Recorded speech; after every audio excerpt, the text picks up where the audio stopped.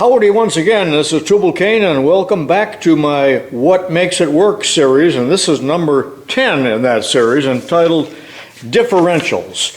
Now we all own cars or other vehicles that have a differential. Every lawnmower, every four-wheel device or even three-wheel device has a differential, and it serves several purposes, which I'll explain here in a minute. But I want to show you how this works. But first of all, let me give you a little quiz here. Can anybody identify this differential and tell me what kind of vehicle it came out of? And I will disclose the answer to that near the end of the video. So think about that, what this came out of. It's relatively small, and you can see it's about 1 meter wide, and do not go by the tires on there. They have nothing to do with this differential. I put those on there for demonstration purposes. Virtually all modern cars are front wheel drive, so they have a differential that's incorporated with the transmission, usually called a transaxle. But this is out of a rear wheel vehicle, a rear wheel drive, and all pickup trucks are still made this way, and still some rear-wheel drive cars, there's not very many of them, but this is also the rear axle. And sometimes we call it a rear end, so I may use a misnomer here and call this the rear end, but it is the rear end of this particular vehicle. And let me tell you about what the purpose of a differential is and the three different things that it does. On this differential, there would be either a yoke or a U-joint right here, and this is where the propeller shaft or the drive shaft from the front end, from the engine, from the transmission, comes into the rear end. And one thing that the differential does is changes the direction of travel by 90 degrees. So the power or torque's coming in this way, and we change it by 90 degrees so that it is in alignment with the axles. The differential also changes the gear ratio, and it's the final gear reduction before the rubber meets the road. And in this case, this is about a 5-to-1 ratio, but they're usually in the area of 3-to-1 or 4-to-1 ratio. So it's a reduction gearing system as well. And finally, the differential allows a vehicle to turn the corner where one wheel is going to turn faster than the other, and it allows the vehicle to do that. Now, when we were boys, we made a little cart like most boys do, and there was just a one-wheel drive, and the belt went directly to one of the wheels. And I just recall that it was so much faster to go around the corner, left-hand corner, because that's where the drive wheel was. Now, if we took a right-hand corner, the vehicle slowed down, the cart slowed down a little bit. So naturally, we went around the block in a counterclockwise direction because it was a little more exciting. But at that time, we had no clue what a differential was. But one of these would have taken care of that. Also, if you have a live axle, meaning one continuous axle, because we actually have two half axles here, or half shafts, that terminate in the middle of this pumpkin here.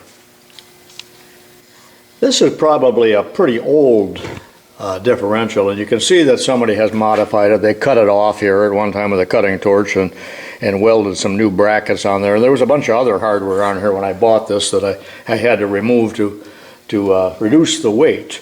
But every differential has either a casting or a stamp plate on the back of it here to expose the gears for assembly and repair work and so on. Although there's very little repair work that is ever needed in a differential if the vehicle is treated properly.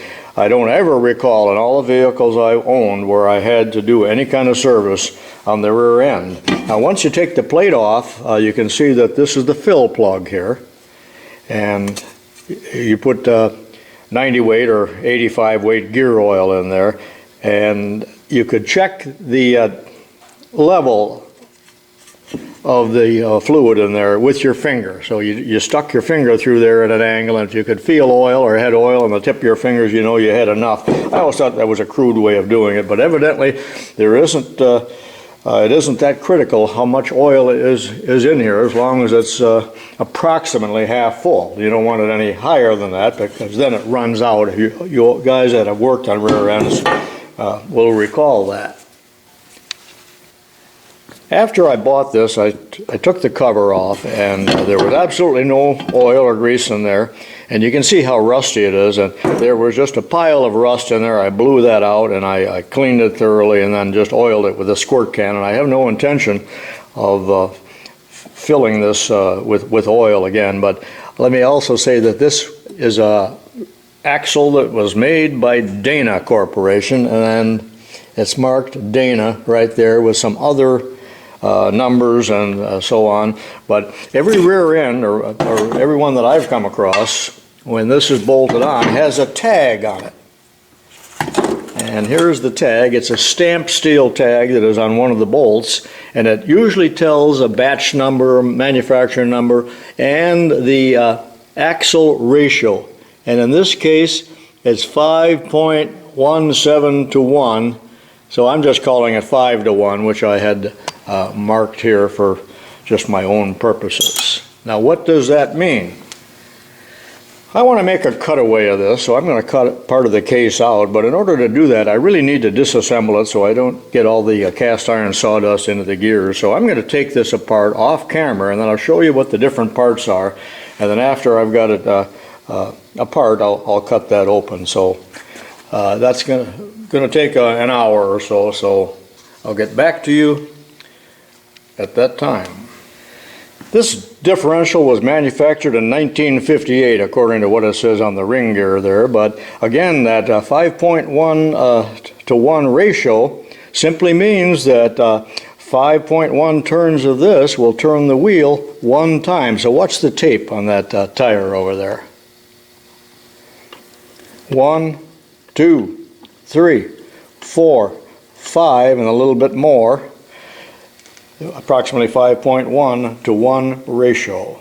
And I'll show you, count the teeth on the gears later to show you what I mean. And now, I know I haven't told you at all how the differential works, but we're getting to that. So let me take it apart, but I doubt that I'll take the pinion out, because there's a gasket in here, or I should say, yeah, a gasket and a bearing and a seal and all that. I don't want to get into that, but I am going to take the main parts out, including the half shafts. So I'll do that now. This is not a limited slip differential. I'm not talking about them at all. This is not a positive traction. It's just a traditional differential. But here's a little known fact about it. As you know, with the differential, and a standard differential, if you got stuck on ice or mud or whatever, and I've stuck this wheel now, so it's not going to turn, but it's the wheel that has the least traction, of course, that is going to turn. So the wheel that I just showed you is not turning now, and you can see that the other wheel is. But the little known factor that I was going to tell you is that when a car is stuck and one wheel is not turning, the other wheel is turning at twice this ratio that I just talked about, the 5 to 1. So now it's going to be 2 turns here for 5 turns here. That's why when you were pushing that little old lady who was stuck in mud, and she was spinning the wheel like mad, and you were standing back there with your friends getting splattered with dirt because she thought she was going 30 miles an hour, but in fact that wheel was going 60 miles an hour, so there was mud flying everywhere. And let me show you that and prove it to you right now. So watch the crank here as opposed to the wheel. 1, 2, 3, 4, 5, and that wheel turned 2 revolutions. Did you know that? When there is equal traction at both tires, and I turn the shaft, you can see that the axle moves straight ahead. That both tires are turning at the same rate. Now let me block one of the wheels. Now with one wheel blocked, watch what happens, because essentially we're turning a corner now, a very tight corner.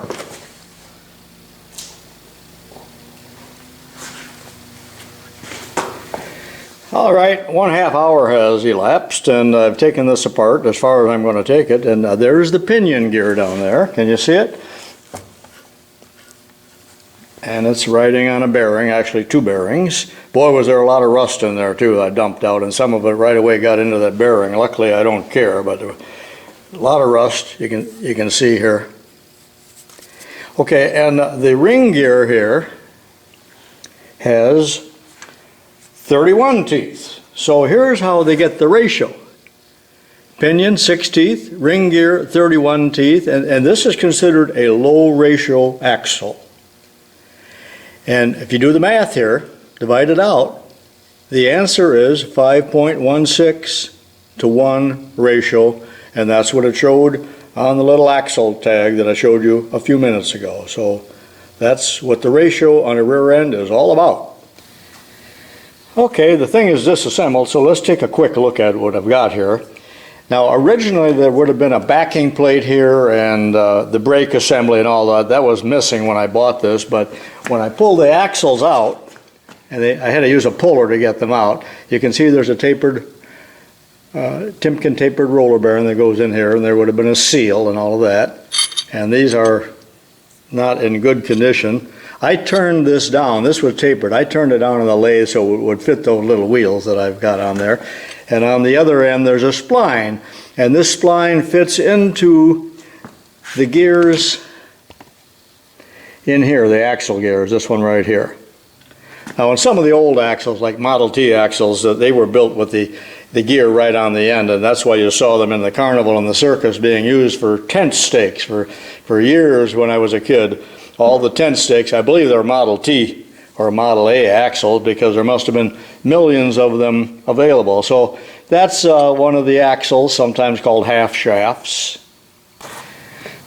That 6-tooth pinion gear is of course in here riding on 2 bearings, so there's a total of 6 bearings in here, and you can see why a rear end would be so expensive to make. And by the way, that pinion is lined up with the center line of the axle, so more modern rear ends had that lowered so that the drive shaft itself was lowered and there was less of a hump in the back seat. So that's not the purpose of this axle by any means. So, all right, on to the next part. The whole ring gear assembly, of course, went in here like this. I'm missing one of the cups here. It's right here. And they were held in with these. So when I lift the ring gear assembly out, there again, there's the ring gear. This gear here and this gear here are splined to the axle. I don't know if you can see the spline in there. And then the 2 other gears here that are on a shaft are called the spider gears, and there's 2 of them. A real light duty axle could be made with only 1, but you're going to see 2, I think, in virtually all of them. Whoops, and you can see that the bearings are in terrible shape. This would never be put back into service. It's not very good. And this is so much smaller and easier to handle than a larger axle. That's why I selected a smaller one for this demonstration purposes. Next, I'm going to get the portaband out and attempt to saw this out approximately where you see the chalk marks here, so that we have a cutaway and we can see what's happening when I actually demonstrate this and get around to what this thing really does. It's a long video, sorry about that. No, I'm not sorry. This is fun.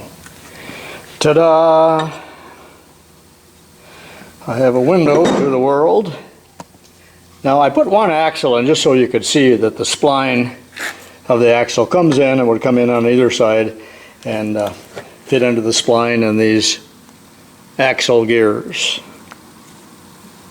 I'm not going to clean this up, but you can see how much rust was in here. It was really bad as I sawed through it. Now I'm going to go ahead and assemble it and be right back with you. That took about 15 minutes, and the amazing thing is I didn't even draw blood. To repeat myself, pinion gear, ring gear, spider gears, there's 2 of them, and axle gears, there's also 2 of them. And the purpose of the differential is to allow the vehicle to turn at a constant speed around the corner, even though one wheel is going to be turning at a different rate than the other, and they will both turn at the same rate on a straightaway.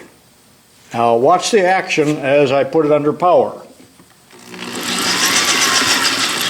It moves as if it's 1 unit when the vehicle is going perfectly straight down the road.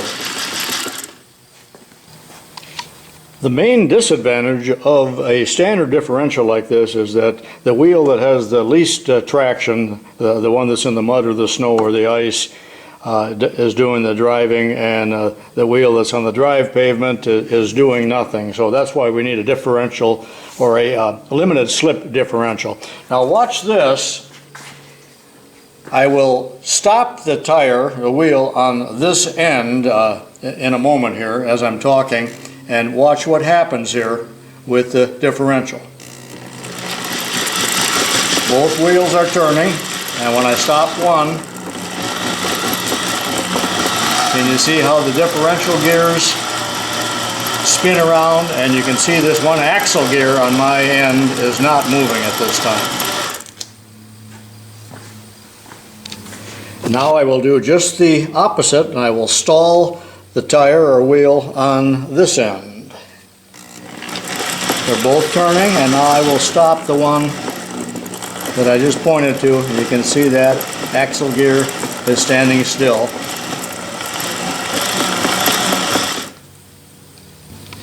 You wouldn't need a differential if a car was always going perfectly straight down the road, but the action of the spider gears allows each axle to change speed, and this would prevent either breaking an axle or major tire wear when you go around corners. So I hope this was clear as far as what I showed you, the flow of power through the gears.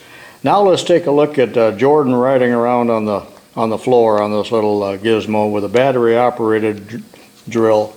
And this is just for the fun of it. I don't know if this will show anything, but we're just having fun here in my garage. The answer to the question posed at the beginning of the video is, what type of vehicle did this axle, this rear end, come out of? And the answer is it was a Cushman truckster, the small trucks that they drive around factories. They're probably a 3-wheeler. And I went to an auction. I bought this for $5, and if I can find the picture, I'll post that as I purchased it. Now, when I opened this up, there was no oil in there at all, and there was a pile of rust, and I did have to clean that out and oil it to get it to turn smoothly.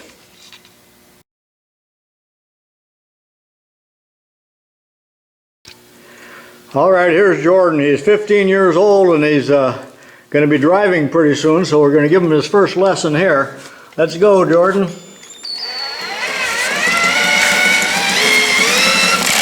Don't run me down. All right, back her up.